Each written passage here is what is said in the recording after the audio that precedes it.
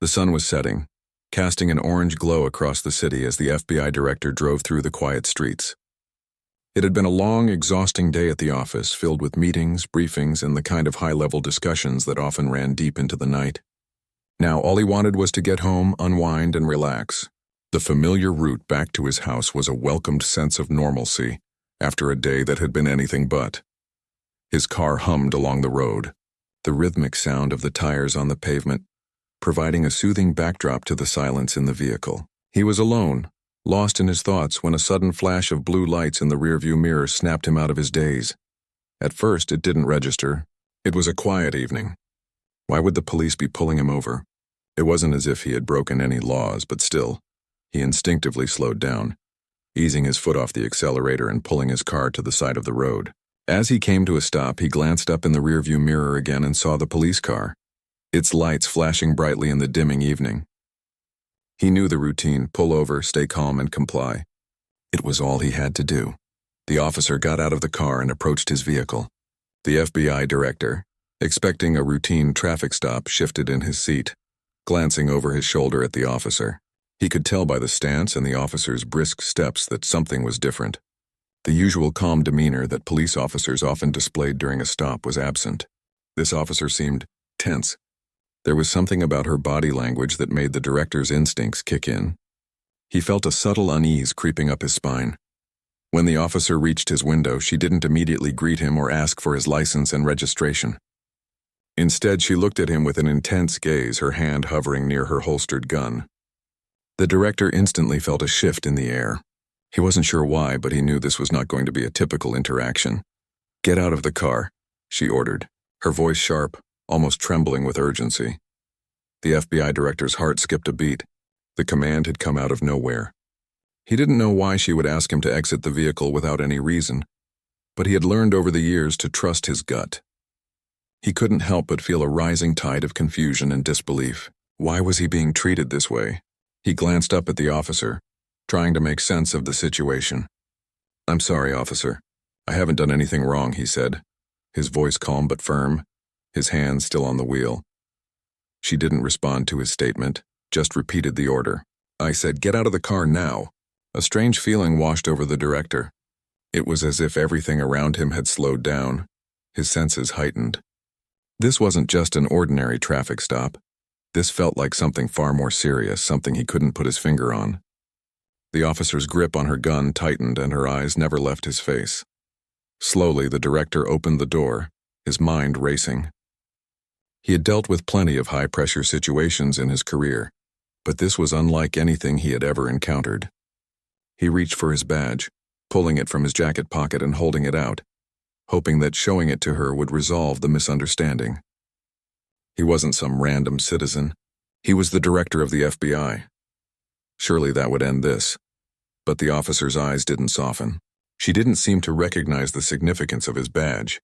In fact, if anything, her grip on the gun tightened even more. "Step out of the vehicle," she commanded again.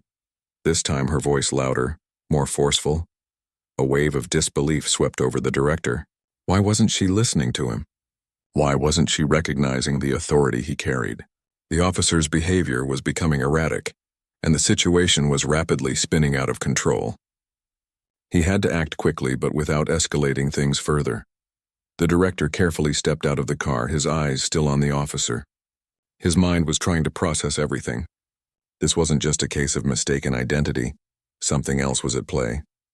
Maybe it was an overzealous officer, or perhaps there was some sort of misunderstanding, but the tension in the air was undeniable. He raised his hands slightly, trying to show that he wasn't a threat. "Please listen to me," he said, his voice steady but filled with confusion. "I am the FBI director. You don't need to be—" Before he could finish his sentence, the officer suddenly shouted, "Don't move!"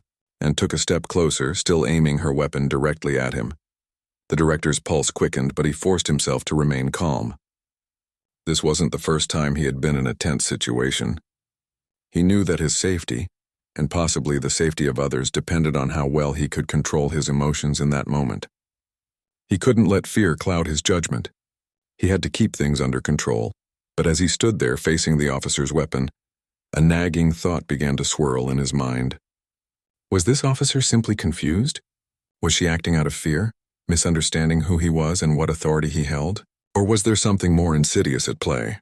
He continued to try to reason with her, slowly taking a step back, his hands still raised. "I'm not a criminal. I am the FBI director. Please, I just want to go home." The officer didn't respond. She didn't lower her weapon. Her eyes remained focused on him, but there was something in her gaze, something that made him feel less like an authority figure and more like a target. She seemed to be assessing him, trying to figure out what to do next. It was as if she wasn't sure whether to trust him or to treat him like a threat. For a moment, the director stood frozen, unsure of what would happen next. The world around him seemed to pause. The only sound he could hear was the faint hum of his car's engine and the distant rush of wind. It was a surreal moment, one that felt both too familiar and completely foreign at the same time. How had something so ordinary, a simple drive home, turned into such an extraordinary confrontation? Then, without warning, the officer took another step forward, her gun still pointed at him, her body language tense with aggression. The director felt his heart beat faster. This was no longer just a misunderstanding.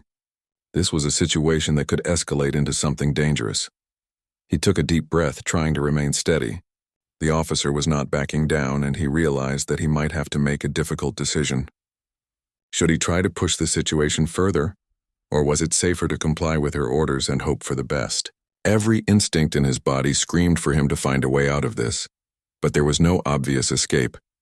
He had faced countless dangerous situations in his career, but never had he felt so completely out of control. This wasn't supposed to happen. He wasn't supposed to be the one at the mercy of an officer with a gun aimed at him. He was supposed to be the one calling the shots, the one in charge. Yet in this moment he was powerless. The tension in the air was almost suffocating. Every muscle in the director's body was taut, his mind racing, trying to figure out what was going on and what his next move should be. His heart beat faster, not out of fear, but out of the sheer absurdity of the situation. How could a trained officer, someone who was supposed to be part of the system of justice, be treating him like this? Why had this officer not recognized him? Or worse, why was she treating him with such hostility? The gun was still pointed at him, unwavering in the officer's hands. He had been in similar standoffs before, in situations where the other person was dangerous or unpredictable, but this was different. The officer in front of him didn't seem to care who he was. To her, he was just another man on the street, just another person she needed to control. His mind raced through all the possibilities, trying to make sense of what was happening. Was this some sort of mistake? Could she have mistaken him for someone else? Could it be that she was just having a bad day, that she was tired or frustrated and acting out of character? It didn't seem likely, but it was hard to understand how someone could be so aggressive without provocation. The officer took another step forward. "Don't move," she ordered again, her voice sharp, carrying an authority that didn't match the situation.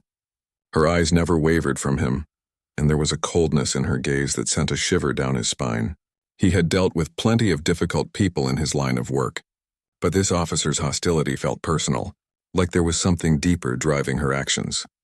The director glanced around, hoping for some sign of help or intervention. But the streets were eerily empty.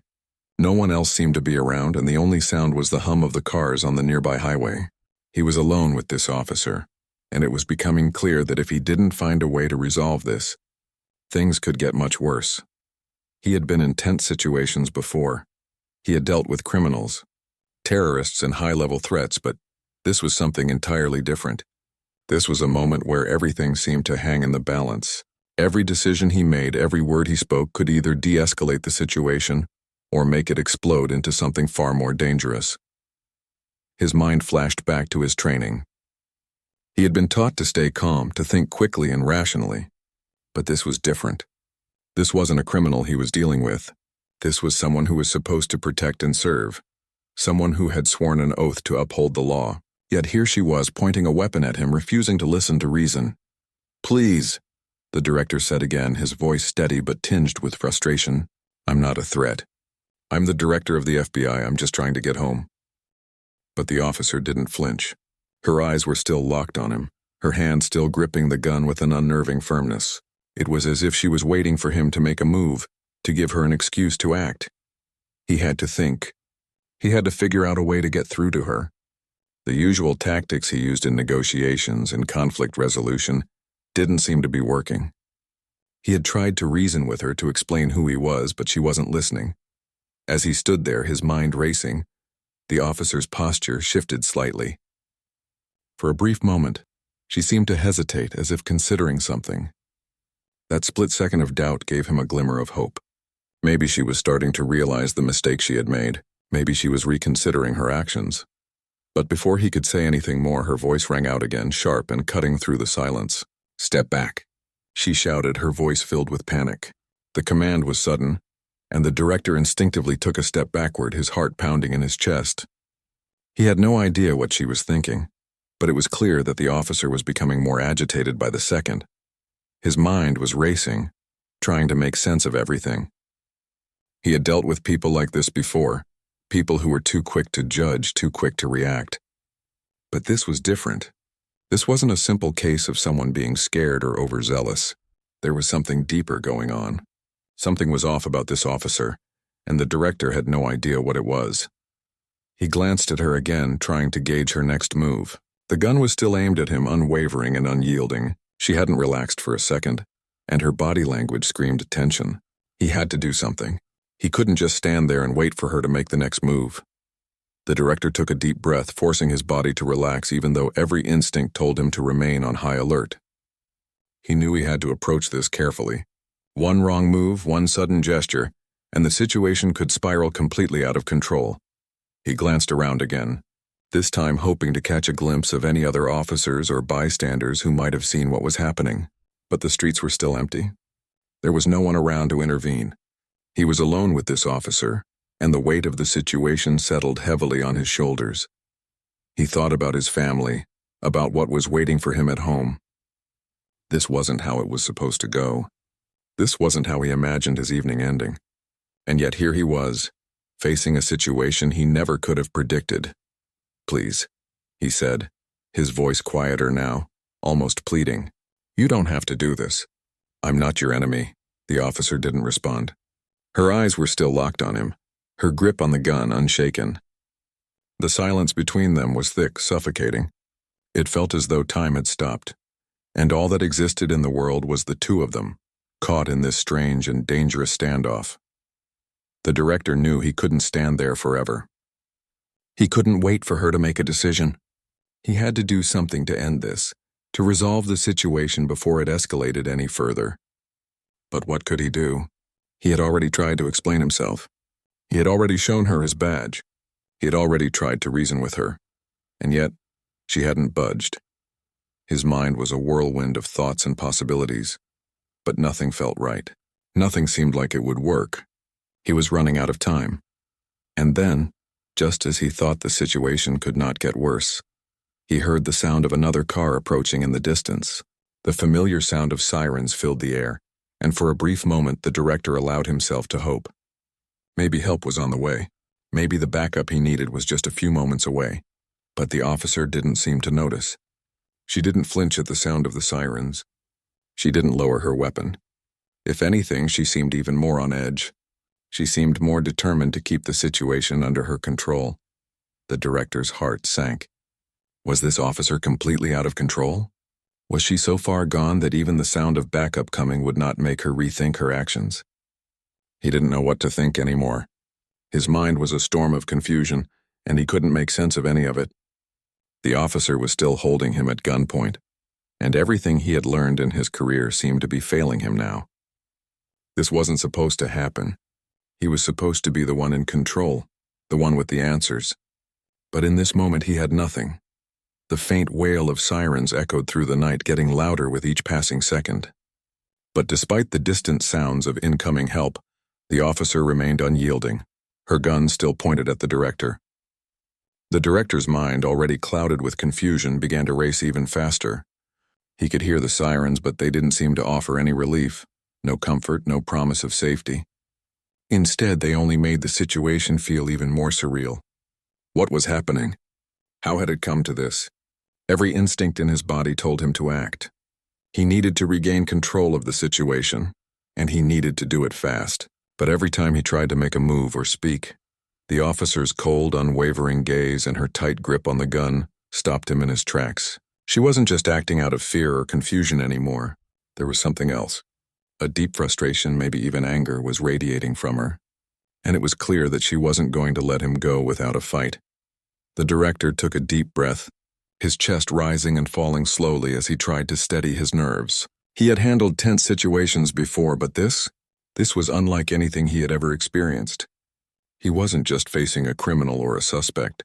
He was facing someone who was supposed to be on his side, someone who had sworn an oath to uphold the law. The irony wasn't lost on him. He glanced toward the approaching sirens again, hoping that whoever was coming would bring an end to this madness. But the officer didn't seem to notice the growing noise. She didn't even flinch. It was as if the world around her had disappeared, and all that remained was the confrontation with him. Finally, the backup arrived. Another police car pulled up behind the officer's vehicle, and 2 more officers rushed toward the scene. The director felt a fleeting sense of relief. Surely this would end the standoff. The new officers, seeing the situation, immediately recognized the FBI director's badge and rushed to intervene.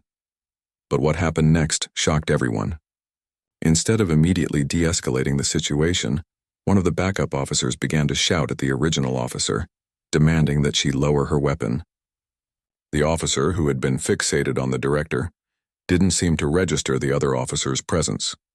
She remained locked in her stance, the gun still aimed directly at him. It was as if she had entered a trance, disconnected from everything around her. Her hands trembled slightly, but she never lowered the gun. The other officers, realizing how dangerous this was becoming, moved swiftly to disarm her. But before they could reach her, the officer turned abruptly, her eyes wild with panic. "No," she screamed, her voice breaking through the tension in the air. "Stay back. Stay back from me." The director was taken aback by her reaction. He'd been hoping for a smooth resolution, but this was escalating in ways he couldn't have predicted. The backup officers hesitated, unsure how to proceed. The officer they had come to assist was now acting like a completely different person, a person who had lost control, who was too far gone to be reasoned with. The director's mind flashed back to the training he had received during his years in law enforcement, and then later in the FBI. He had learned how to handle people under stress, how to negotiate with people in life-threatening situations. But he had never dealt with something like this. It was as though the officer was no longer even listening to reason. With the backup now involved, the director felt a sense of urgency. He couldn't let this continue any longer. He couldn't stand there and wait for things to spiral further out of control. But even though he was trying to think clearly, he couldn't stop the growing sense of unease that gnawed at him. This wasn't just a case of a confused officer. There was something much more serious at play here, and the director knew it. He tried again. "Listen, please," he said, his voice calm but insistent. "I'm not your enemy. I'm not here to hurt you. You need to let me go." For the first time, the officer's eyes flickered. There was a moment, however brief, where it seemed like she might be hearing him. But just as quickly, her eyes hardened again, and the gun remained pointed directly at him.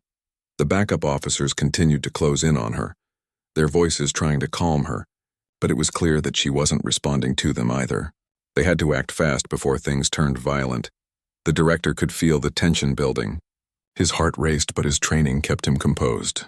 He knew he couldn't afford to make any sudden moves, not with the weapon still in the officer's hands. He couldn't allow himself to act impulsively, even though every instinct in him screamed to run, to get away from this madness. The officer was clearly on the edge. Her face was pale, her body shaking, and her breath came in shallow gasps. The director watched as she began to back away, her gun still aimed at him. There was something almost desperate in the way she moved. It was as if she was trying to retreat into her own mind, trying to escape the situation but unable to pull herself out of it. "Please," she muttered, almost to herself. "You don't understand. You don't know what it's like." The backup officers, now closing in on her, exchanged nervous glances. They weren't sure how to proceed either. They were trained to deal with criminals, not with fellow officers who had lost control of themselves. They had no way of knowing if she was having a mental breakdown, if she was under the influence of something, or if something else was at play entirely. The director could see the fear in their eyes, the uncertainty. It was clear that they were just as lost as he was in this moment. No one knew what was happening or how to stop it.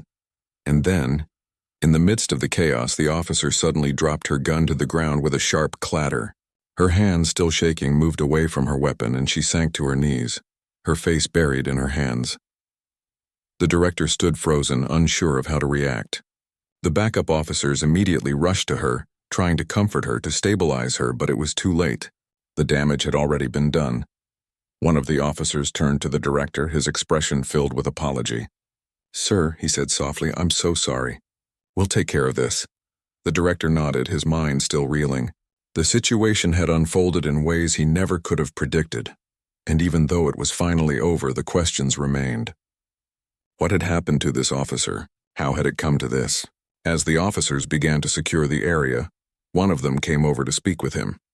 "Sir, we're going to need to take a statement from you. This whole thing needs to be investigated." The director nodded again, still trying to make sense of everything. He wasn't sure how long he stood there watching as the scene unfolded around him. All he knew was that he had narrowly escaped a situation that could have ended very differently. In the back of his mind, the director couldn't help but feel a strange mixture of relief and unease.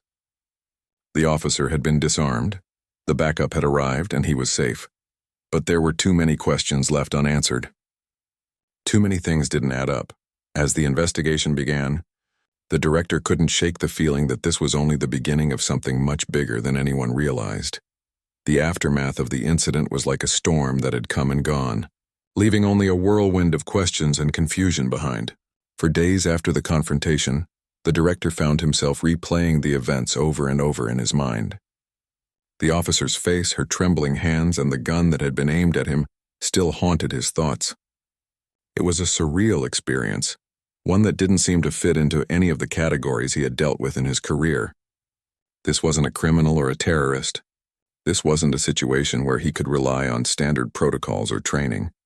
This had been something far more unsettling. The investigation into the incident was swift. As soon as the backup officers had taken control of the situation, the director had been escorted to a nearby station where he was asked to give his statement.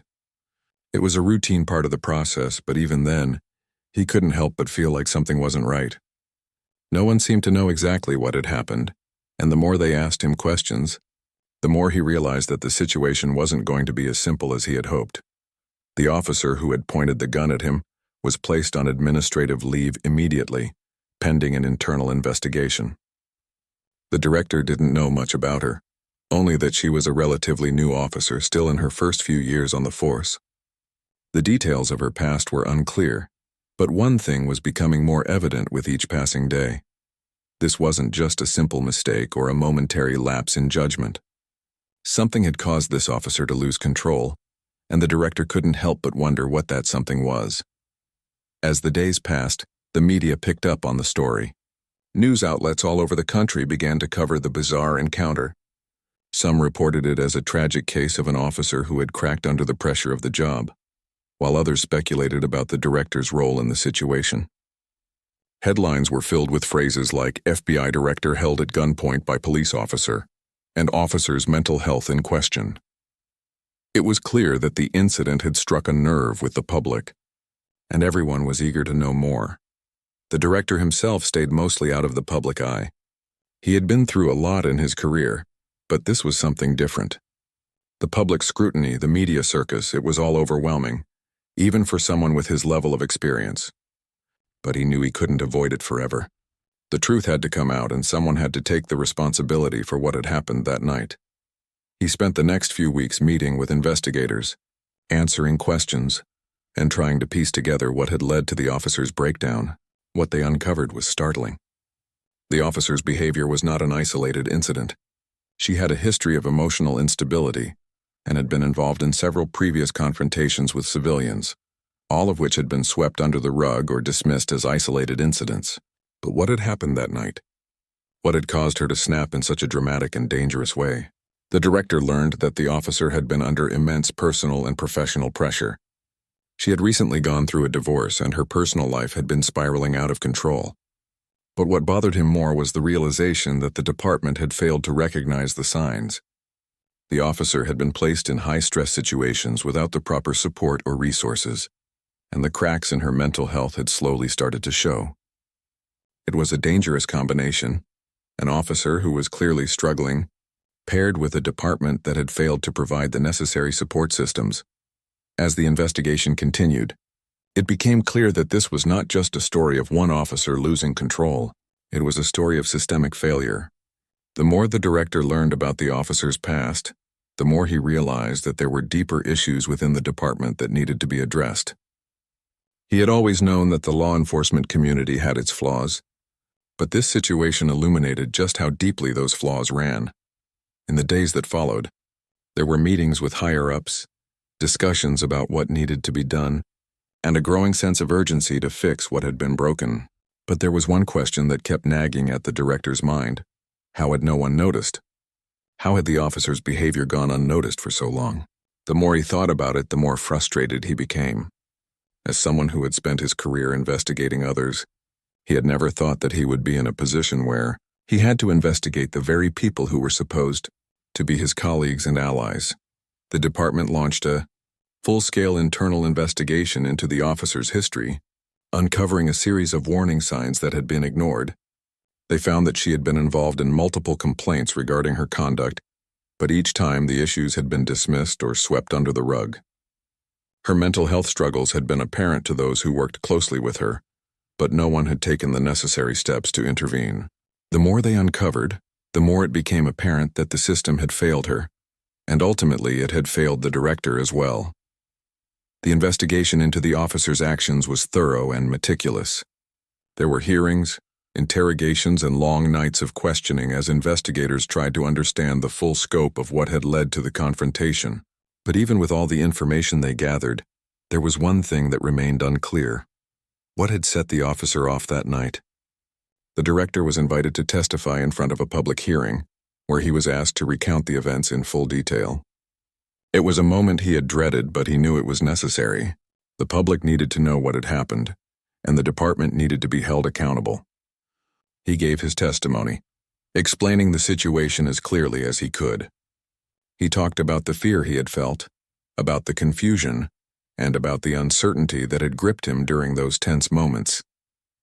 He didn't hold back. He spoke the truth, and in doing so, he hoped to shed light on the deeper issues at play. The officer, meanwhile, was placed under intense scrutiny. It wasn't just her actions that were being questioned. It was the entire system that had allowed her to continue working despite her clear signs of distress. The department began to review its training protocols, its mental health support systems, and its overall approach to officer well-being. It became evident that changes needed to be made, and fast.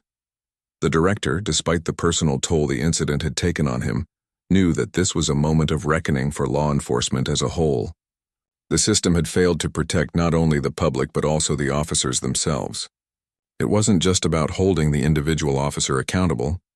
It was about looking at the broader picture, at the systemic issues that had led to this point. As the weeks turned into months, the public's focus shifted. The officer's trial began, and the story that had once dominated the news cycle slowly began to fade from the headlines. But for the director, the questions remained. The investigation had exposed a lot, but it had also left him with a sense of unease. What had happened that night was more than just an isolated incident.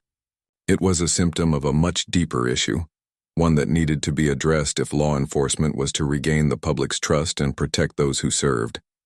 The trial was long, drawn out and filled with legal battles. The officer faced charges of misconduct, abuse of power, and endangerment. The case became a rallying cry for those calling for reform in law enforcement. It was a case that drew national attention, and as the proceedings unfolded, the director continued to reflect on the events that had brought him here. It was a moment that would change the way he viewed law enforcement forever. Despite the challenges, the director remained steadfast in his belief that the truth needed to come out, that justice needed to be served.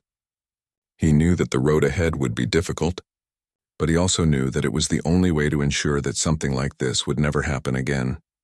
The months following the officer's trial were filled with tension and introspection. The director had been through more than he ever could have imagined. The public scrutiny had been intense, the pressure to find answers unrelenting. But as time passed, a more profound realization began to take shape in his mind. This wasn't just about one officer, one mistake, or one isolated incident. It was about the very systems that supported those in law enforcement and the culture that needed to evolve. The trial had been a media spectacle, drawing attention from every corner of the country. The officer had been convicted on several counts of misconduct and abuse of power. The sentencing was severe, but it was clear that this was not just about punishment. It was about the broader message it sent to law enforcement agencies across the nation. It wasn't just the officer who had failed that night. It was the system that had allowed her to continue in her role without proper support, supervision, or accountability. But even with the verdict in place, the director felt an emptiness. It was a hollow victory. Yes, justice had been served in a legal sense, but the real work was just beginning. The law enforcement community, the public, and the government as a whole had to face some hard truths.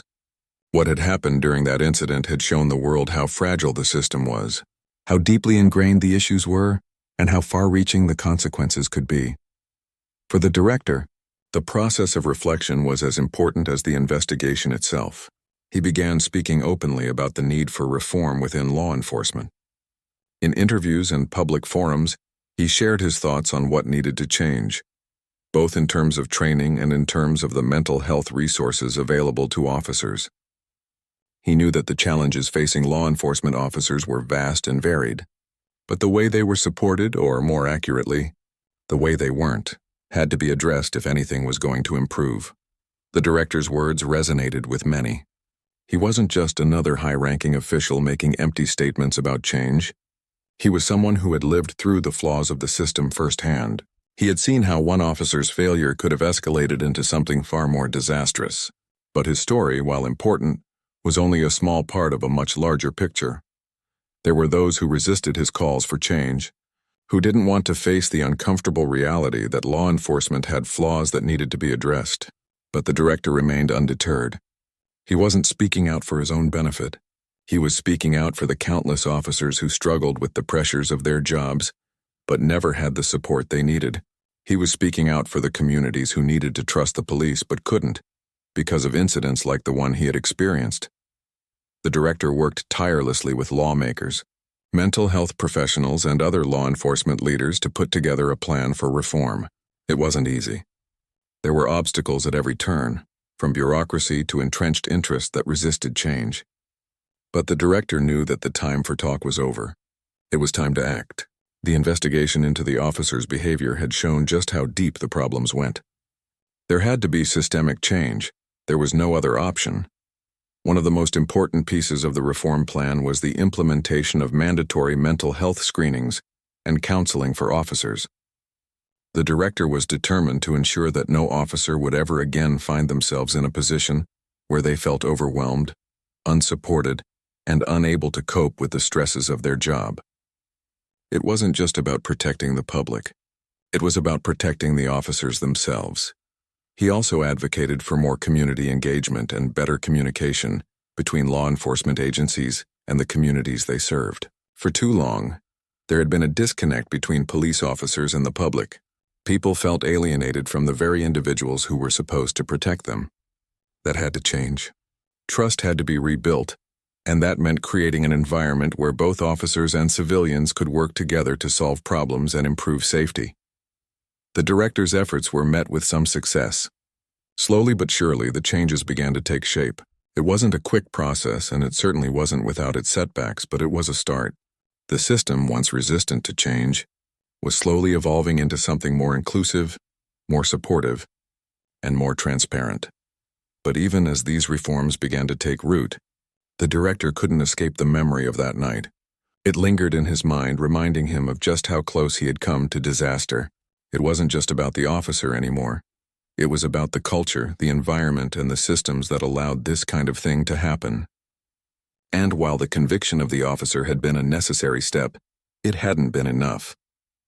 There was still work to be done. As the years passed, the director continued to push for change.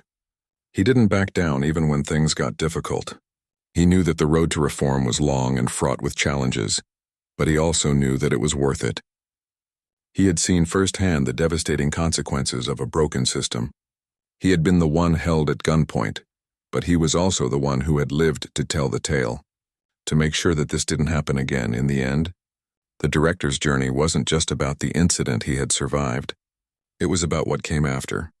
It was about the changes he fought for, the lessons he learned, and the message he wanted to send to the world. That change was possible, but it required all of us to look honestly at the systems in place and to take responsibility for making things better. The reforms he had championed became a model for other law enforcement agencies across the country. While the road was still long, the progress was undeniable. The director knew that the work wasn't finished, but he had done his part to ensure that future generations of officers and civilians would live in a world where trust and accountability went hand in hand.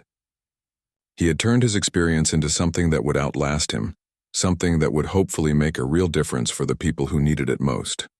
It wasn't just about one officer or one night anymore. It was about building a system that truly served everyone, the officers who kept the streets safe and the communities who depended on them. And in the end, the director had hope that despite everything, the system could be better. It could be fairer. It could be stronger. And it could be more human.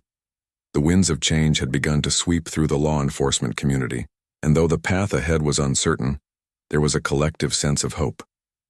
It had been years since the director had found himself caught in that life-changing moment, face to face with an officer who had pointed a gun at him without reason. The echoes of that day still lingered in his mind, but the lessons learned had pushed him to seek something greater than personal resolution. He had come to realize that this was not simply about surviving an unfortunate encounter. It was about shaping a future where the system worked for everyone. The reforms he had championed were beginning to make a tangible difference. Mental health screenings were now mandatory for officers, and departments had implemented regular counseling sessions to help officers cope with the pressures of the job. More resources were being allocated to de-escalation training, and for the first time in years, there was genuine public trust in the law enforcement system, though it was still a work in progress. The director had become more than just a leader within the FBI. He had transformed into a symbol of resilience and reform. His tireless advocacy for mental health resources, his push for better community engagement, and his commitment to transparency had garnered attention far beyond the confines of law enforcement. But with this newfound platform came an even heavier responsibility. He was no longer just the director of the FBI. He was now a voice for those who had been silenced by the failures of the system. And yet, despite the outward signs of progress, there remained a quiet struggle inside the director's heart. He had learned to compartmentalize his emotions, a skill that had served him well throughout his career. But as the years passed, the weight of that one fateful night began to feel heavier, pressing down on him in ways he hadn't anticipated. It was a reminder that despite all the reforms, despite all the changes he had helped bring about, there were still cracks in the system. People still suffered. Officers were still being pushed to their limits. One day he found himself in his office late at night staring at the papers on his desk. The world outside was quiet, the streets below empty, but his mind was anything but still. He had spent countless hours reading reports, meeting with officials, and pushing for change. But despite all his efforts, something felt unfinished. He had helped create a system that was better, yes, but he couldn't shake the feeling that the very human element of law enforcement had been neglected in the process. The human element, the officers, the communities, the lives affected by the work they did, had to be at the center of everything. His thoughts were interrupted by a soft knock on the door. Without waiting for an answer, the door creaked open, and a familiar face entered the room. It was his deputy, a loyal colleague who had worked with him for years. The deputy stepped in, closing the door behind them, and walked over to the desk. "We've received some feedback from the recent changes," the deputy said, sitting down across from the director. "The new training programs are being praised, but there's still resistance from certain parts of the department. Some are reluctant to fully embrace the mental health initiatives." The director leaned back in his chair, rubbing his temples. He had known this moment was coming. Change was never easy, and there would always be those who fought it. It was human nature, after all. People clung to the familiar, even when the familiar was broken. "I figured as much," the director said quietly, his voice tinged with frustration. "Some people don't want to admit that the system needs fixing, but we've made progress. That's what matters." The deputy nodded, but there was a hesitation in their eyes. "There's more," they said. "We've had reports of a few officers who have been pushed too far. They're refusing to seek the counseling they need. Some are showing signs of burnout even after the new initiatives were implemented. The director's expression hardened. Burnout. It was something he had feared. Even with all the changes they had made, the job was still taking a toll on those who served. The pressure, the trauma, the long hours. Sometimes it felt like no amount of policy changes could shield people from the emotional toll of this work. "How bad is it?" he asked, his voice tight. The deputy hesitated before answering. "There's one officer in particular, a senior officer been with us for years. He's been showing signs of significant stress. He's withdrawn, isolated. People are worried about him." The director felt a knot tighten in his stomach. It was one thing to push for change, to create systems that supported the mental health of officers. But it was another thing entirely to see those systems fail. He had heard stories of burnout, but this felt different. The senior officer wasn't just a statistic. He was a person who had once been a part of the community they were trying to protect. This wasn't just an issue of policy anymore. It was personal. "I want to speak with him," the director said firmly. "I need to understand what's going on. We can't let this slip through the cracks." The deputy nodded, and together they set up a meeting with the officer. It wasn't long before they were sitting in a small room, waiting for the senior officer to arrive. The director sat quietly, his mind racing with thoughts about the officer's well-being, about what this might mean for the larger picture they were trying to build. When the door finally opened, the senior officer stepped inside. He was a tall, imposing figure with deep lines etched into his face, evidence of the years spent in service. But now, as he walked in, there was a weariness in his eyes, a weariness that spoke volumes. He looked tired, broken even, as though the weight of his work had finally become too much to bear. The director stood up and extended his hand. "Thank you for meeting with me," he said quietly. The officer shook his hand, but it was clear that he wasn't entirely comfortable. His gaze flickered to the deputy before settling on the director. "I know why you're here," the officer said gruffly, taking a seat. "I'm fine. I don't need help." The director studied him for a moment. He had seen this kind of deflection before. Officers who refused to admit that they were struggling. It was pride, yes, but it was also a deep-rooted fear. Fear of weakness, fear of being judged, fear of being seen as less capable. "You don't have to pretend with me," the director said softly. "I've been where you are. I know what this job does to you. But pretending that everything is fine only makes it worse. We're here to help." The officer shifted uncomfortably in his seat, his eyes avoiding the director's gaze. "I've been through worse," he muttered. "I don't need counseling. I've got a job to do." The director leaned forward slightly, his voice gentle but firm. "The job won't get any easier if you keep ignoring what's happening to you. No one can carry this weight forever. It's okay to ask for help." The officer remained silent, his hands clenched tightly on the arms of his chair. For a long moment the room was filled with the weight of unspoken words, and then almost imperceptibly, the officer's shoulders slumped and a deep sigh escaped him. "I don't know how to keep going," he whispered, his voice breaking. "I thought I could handle it. I've been doing this for so long, but it's different now. I don't feel like myself anymore." The director sat quietly, allowing the officer to speak. He knew that this was the first step, the first moment where the officer allowed himself to be vulnerable. It wasn't easy, and it certainly wasn't something that could be fixed in a single conversation, but it was a start. "I'm here for you," the director said, his voice calm. "You don't have to do this alone." And for the first time in a long while, the officer looked up, meeting the director's gaze. There was a glimmer of something in his eyes, something that resembled hope.